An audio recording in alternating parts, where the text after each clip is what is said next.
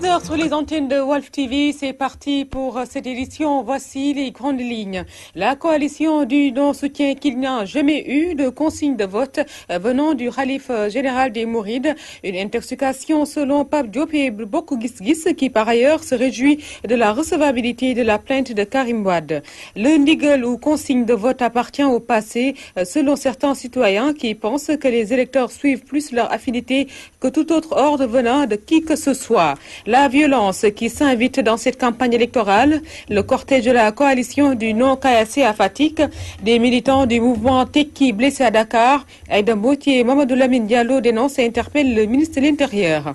Le Front social éducatif encore en ébullition, l'Union pour la défense de l'école publique qui regroupe 9 organisations syndicales enseignantes compte aller en grève de 112 heures à partir de demain pour exiger de l'État le respect des accords signés. À suivre également quelques notes de sport plus la revue de la presse. Avant cela, national, bonjour et bienvenue à toutes et à tous.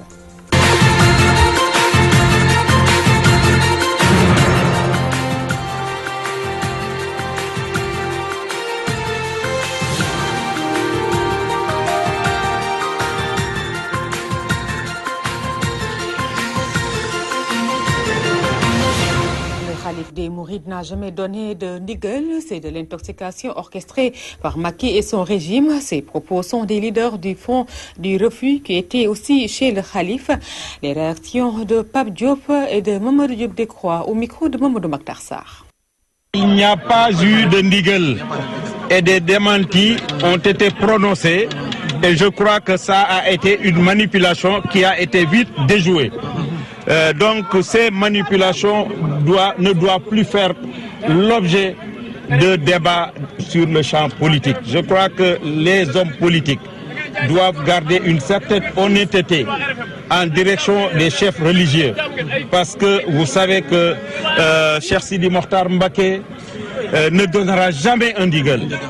Lui, c'est le guide de tous les mourides et à ce titre, il se garde de donner un ndigal parce qu'il a des talibés dans toutes les formations politiques du Sénégal.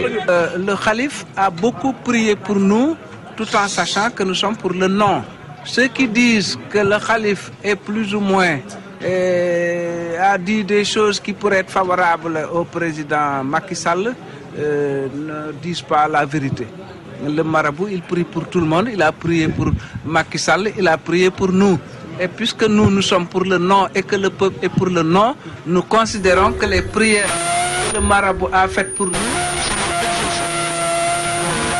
Votre ndigal étudié.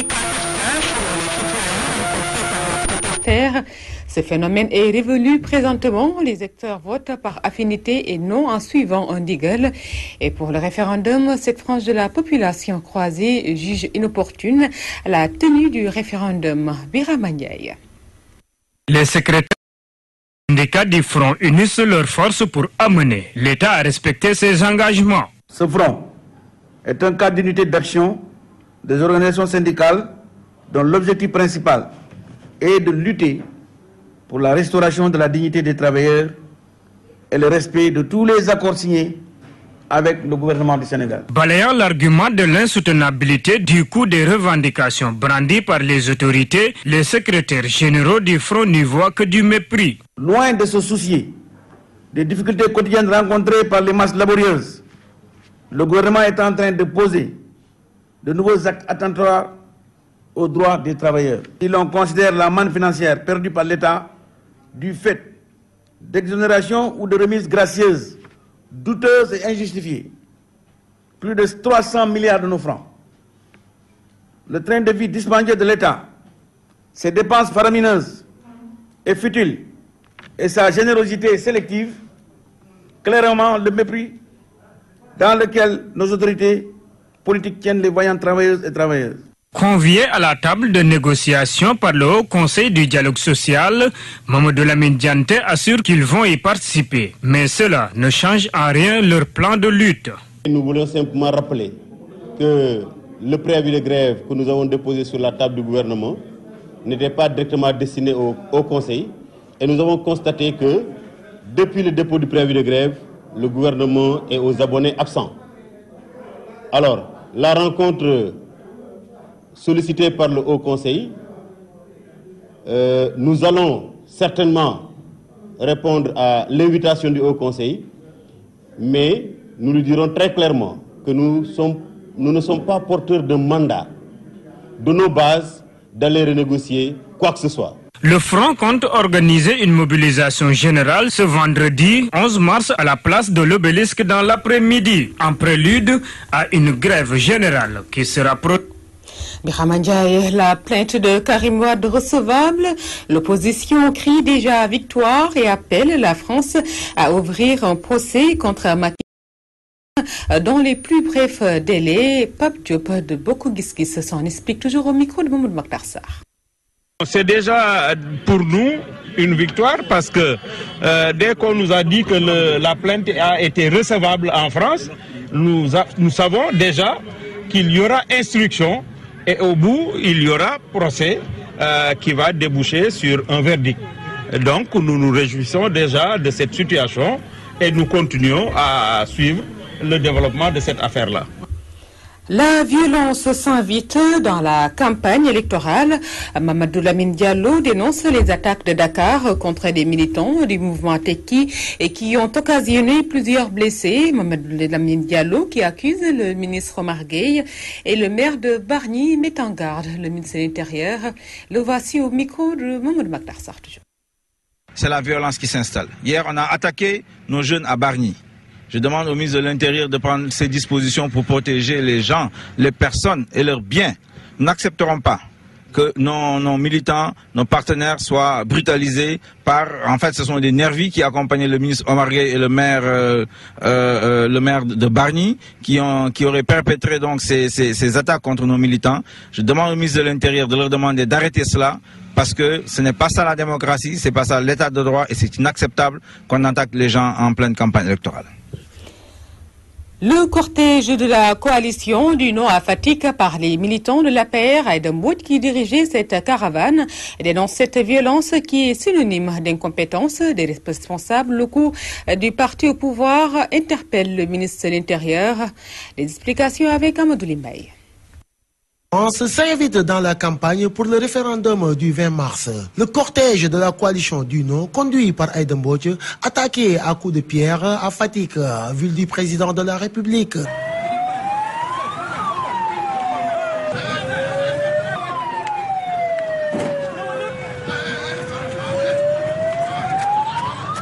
Aïda Mbodj dénonce ces actes. C'est des vandales.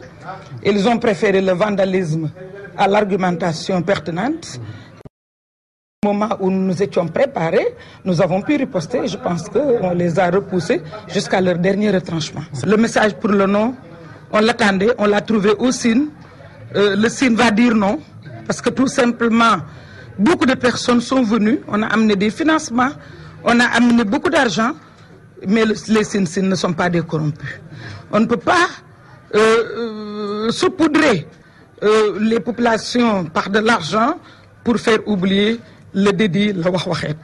Le Sine ne connaît pas le wahwahet. La violence se propage en ce début de campagne électorale pour le référendum du 20 mars 2016. Le ministre de l'Intérieur est interpellé par les principaux acteurs.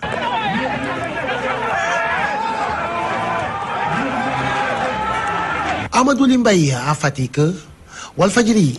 Amadou Limbaye, revenons sur les consignes de vote ou ndigal étudiées cas par cas selon les citoyens rencontrés par notre reporter. Ce phénomène est révolu. Présentement, les électeurs votent par affinité et non en suivant un ndigal. Et pour le référendum, cette frange de la population croisée juge inopportune la tenue du référendum. Birama Ndiaye. Au Sénégal, il fut des temps que les guides religieux donnaient des consignes de vote. Ce phénomène est révolu selon une frange de la population qui n'est pas prête à suivre ces consignes de vote. Il n'y a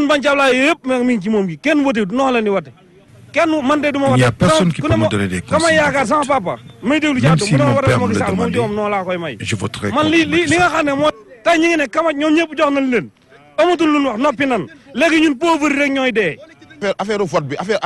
le vote n'a rien à voir avec les guides religieux.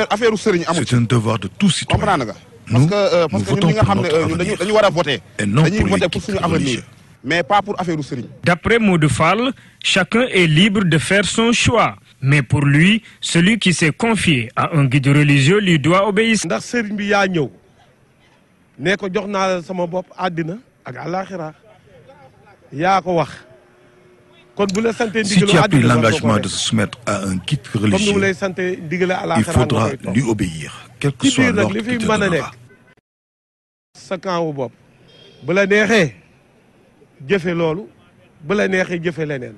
Pour sa part, Babacar Nying dénonce cette campagne et la qualifie de gaspillage des ressources qui, selon lui, auraient pu servir à autre chose. L'argent qu'ils sont en train d'utiliser pour la campagne aurait pu servir à autre chose. On a vu la famine s'installer dans la campagne, les enseignants en grève, le chômage des jeunes, donc tout cela, ce n'est que du gaspillage. Malgré leur point de vue divergent, ils demandent à la classe politique à s'orienter vers une politique sociale beaucoup plus adéquate. Ces Sénégalais affirment que l'urgence se trouve ailleurs et non au référendum. En cette période de campagne électorale, en vue du référendum, la sérigraphie du nom de cet art nous intéresse. Pour le moment, les signaux ne sont pas ouverts au niveau de la comptabilité des sérigraphes. Les campagnes précédentes semblent être des meilleures comparées à cette année, même si la sous-traitance étouffe le marché de la sérigraphie, nous dit Sorna Khadijania. La sérigraphie en art bien utilisée durant les campagnes électorales. En ce début de propagande en vue du référendum, les sérigraphes ne se frottent pas les mains. Avant la période de la campagne, on travaillait plus. Mais pour l'instant, on a fait juste 3000 t-shirts. On attend toujours. Mais jusqu'à nos jours, comme nous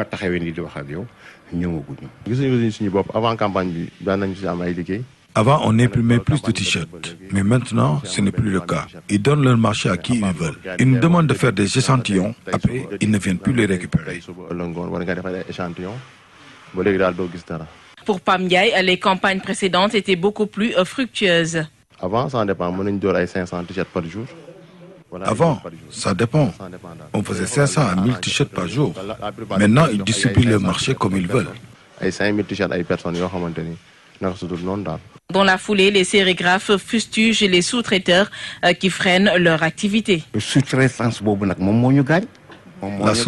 ne nous arrange pas. Celui qui amène le marché doit recevoir sa part et les autres aussi. Et parfois, ils ne savent même pas à qui le donner.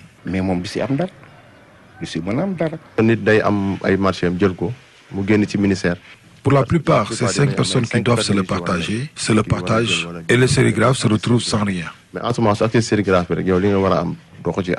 À quelques jours de la fermeture de la campagne, ces sérigraphes ne lâchent pas prise et comptent s'investir dans le marketing afin d'optimiser des gains.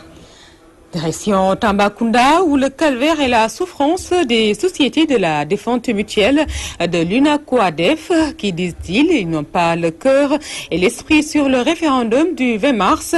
Ces responsables de famille dénoncent leurs difficiles conditions de vie et exigent du député maire de la localité Mambalolo le remboursement de leur argent. Face à la presse, ils interpellent le président Macky Sall. Correspondance à Alassane Diallo. S'il y a des responsables de famille qui n'ont pas le cœur et l'esprit sur le référendum du 20 mars, ce ne sont personne d'autre que les sociétaires de la défense mutuelle de l'UNACOADEF de Tambacounda.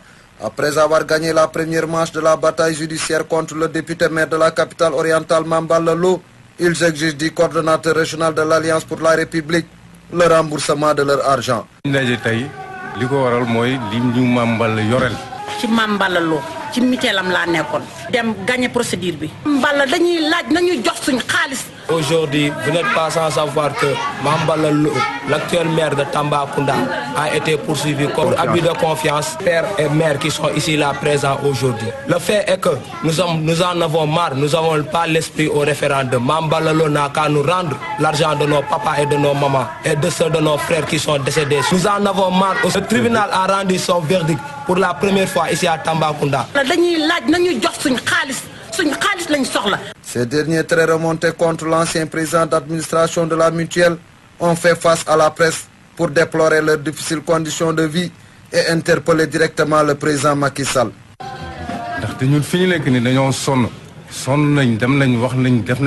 Nous en avons marre, nous appelons Monsieur le Président de la République du Sénégal. Nous appelons le ministre de la Monsieur Sidiki Kaba. lenn li may defatu ma cee sonn maag sama jëkkër ñoo liggéey alal bi yoon pour mun a liggéey pour mun a jënd oto munatuñu dara dama sonn dama tay daa Macky Sall ak ministre Sidiki Kaba nañu fexe ñu dimbale ñu Mame Balla mu fay ñu suñ alal. Pour rappel, le tribunal correctionnel de Tambacounda avait déclaré le député maire Mame Balla Lo coupable des faits d'abus de confiance portant sur la somme de 98 812 000 francs CFA avant de le condamner à 2 ans de prison, dont 6 mois ferme. Alassane Diallo, Tambacounda, Radio-Télévision Walfadjri.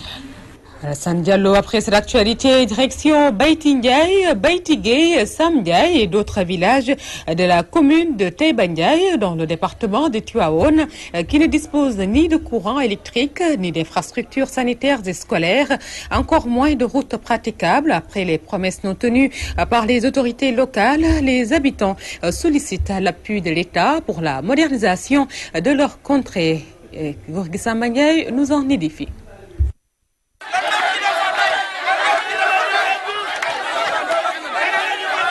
Bayti Ndiaye, Sam Ndiaye, Bayti Gueye et les autres villages environs constituent une localité très enclavée. Pour y accéder, il faut emprunter une piste latérite très poussiéreuse. Sur place, les populations manquent d'infrastructures sanitaires et scolaires et ne disposent pas du tout du courant électrique. Il faut remédier à cette situation, clament les habitants de cette contrée. Le courant est à 200 mètres de nous. Nous voulons que cette obscurité sauce dans ces 3 villages qui sont Bayti Ndiaye, Bayti Gueye, Sam Ndiaye. En plus, nous voulons qu'il bitume notre route qui est à 3 km de nous. Et en plus, nous voulons un poste de santé digne de son nom et des sanitaires. Car notre école ne dispose que 3 salles de classe et la population est estimée à 7000 personnes. Après des promesses non tenues de la part des autorités locales, la population interpelle directement le chef de l'État pour qu'il leur vole au secours. Monsieur le Président de la République, Monsieur le maire de la commune de Taïba Ndiaye, nous interpellons que la population en a marre. Nous avons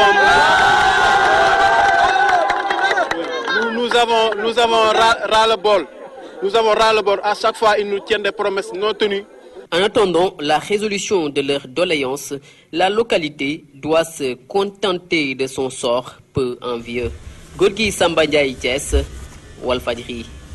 Gorgui Samba Ndiaye, plongeons dans le secteur éducatif pour parler de l'Union pour la défense de l'école publique qui regroupe 9 organisations syndicales et compte aller en grève de 112 heures à compter de ce mercredi 15 mars.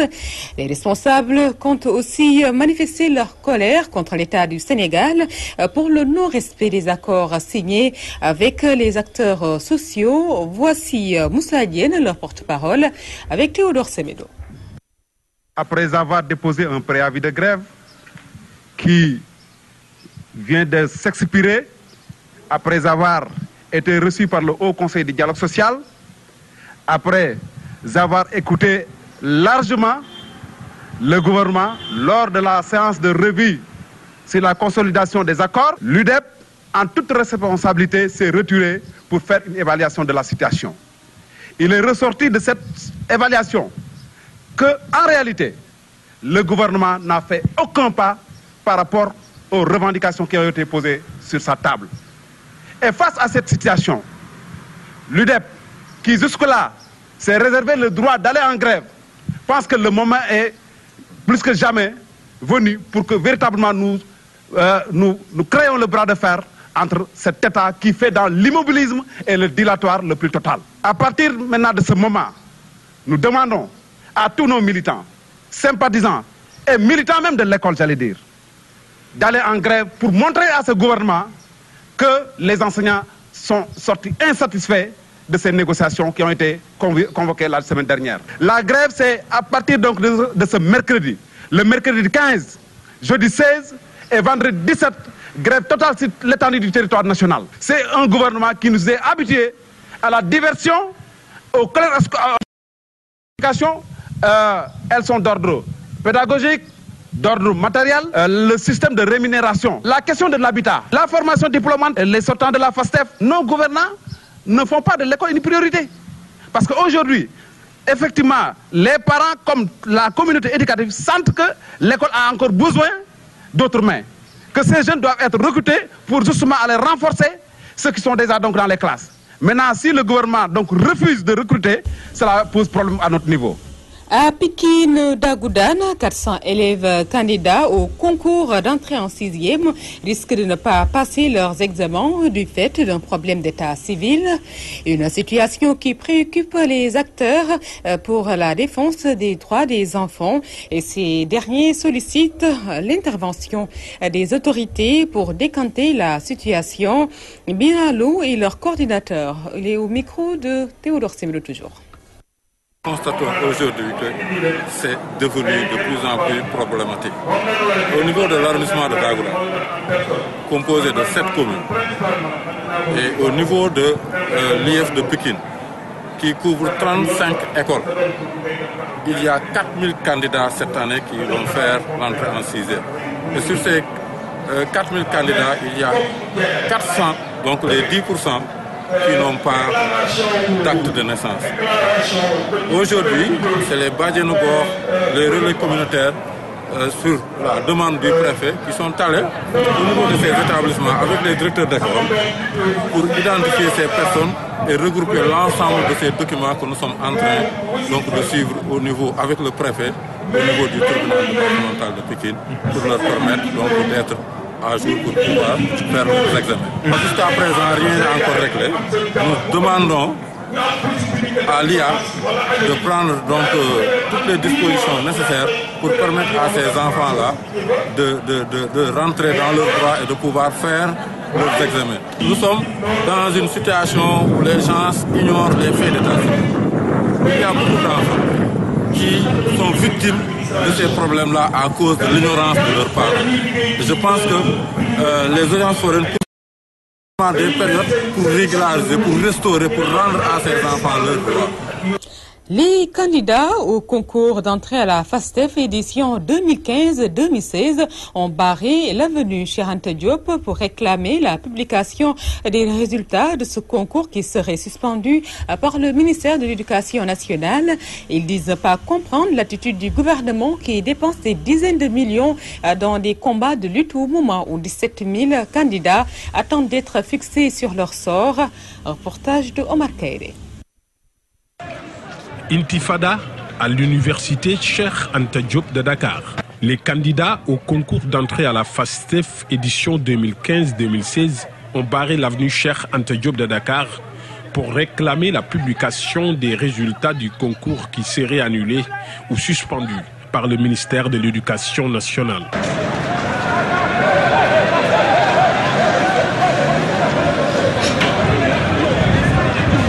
Si ces étudiants ont décidé d'envahir l'avenue Cheikh Anta Diop après avoir fait sortir leurs camarades de la FASTEF, c'est parce que l'État du Sénégal veut hypothéquer leur avenir, disent-ils.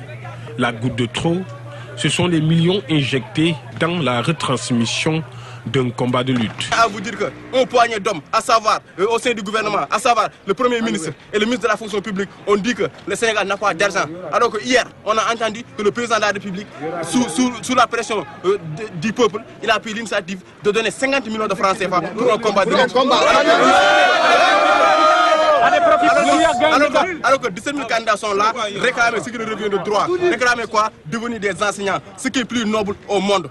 Ces candidats malheureux se disent déterminés à aller jusqu'au bout. Nous voulons qu'on délivre nos résultats. C'est ça que nous voulons. Sinon, il n'y aura plus de cours à la FASTEF et aussi au niveau de l'université aussi. On va bloquer tout. Très en colère, ces candidats ont conduit tous les véhicules ou motos qui voulaient passer sur l'avenue Cheikh Anta Diop. Seules les ambulances avaient le droit de traverser. Les étudiants ont respecté le service minimum. Autres élèves et étudiants qui sont en Ceux du Centre de formation professionnelle et technique Sénégal-Japon qui décrètent 48 heures de grève renouvelable pour réclamer leur bourse en Assemblée générale ce lundi. Ils menacent de durcir le ton si leur ministère de tutelle ne réagit pas dans les plus brefs délais. Adam Fall est leur président. Nous l'écoutons au micro de Marcaïri toujours. Chaque année, on avait l'habitude de percevoir nos bourses au mois de décembre. Mais cette fois-ci, la donne a changé. Depuis 5 mois, on est en attente. On a eu à rencontrer plusieurs fois l'administration. Ils nous avaient promis de nous donner nos bourses au mois de mars. On est au mois de mars. Mais jusqu'à présent, rien n'est fait. Ils nous ont aussi dit que la situation ne dépendait pas d'eux, que ça dépendait du ministère. C'est pourquoi, depuis plus d'une semaine, nous sommes en grève. Depuis plus d'une semaine, nous sommes en grève, nous avons boycotté les cours. Mais jusqu'à présent, la situation n'est pas réglée. C'est pourquoi nous voulons lancer un appel aux autorités. Lancer un appel aux autorités qui sont liées à ce problème de près ou de loin, pour qu'ils nous aident. Parce que nous voulons percevoir nos bourses. Nous sommes confrontés à d'énormes problèmes. Que ce soit du côté du transport, côté restauration et côté paiement-logement. Les étudiants sont confrontés à d'énormes problèmes. Espérons que ça va se régler. Ça va se régler. D'ici là, si rien ne se règle, on va passer à la vitesse supérieure. Mais pour le moment, on décrète carrément. Donc après cette actualité, une autre de sport dans ce journal, c'est le football en Europe. Les huitièmes de finale, retour de la Ligue des Champions, reprennent ce mardi à 19h45. Manchester City reçoit le Dynamo de Kiev. Au match aller, les Anglais l'avaient emporté par 3-2. L'Atlético de Madrid accueille le PSV Eindhoven. À l'aller, les deux équipes se sont quittées sur un nul vierge. On va maintenant passer à l'actualité internationale qui va nous mener d'abord en Côte d'Ivoire où l'AQMI menace la France et ses alliés au Sahel. Et les présidentielles au Niger, le candidat détenu Amadou hospitalisé. Sierra Leone, le président Koroma remanie le gouvernement. 13 ministres ont été concernés. Nous allons suivre ce récit de Amamassi.